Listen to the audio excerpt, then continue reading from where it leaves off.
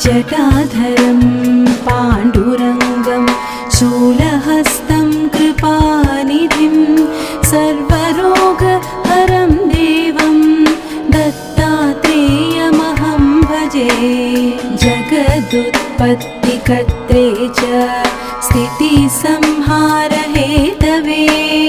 भवपाश विमुक्ताय दत्तात्रेय नमोऽस्तु ते। जराजन्म विनाशाय देहशुद्धिकराय च दिगम्बर दयामूर्ति दत्त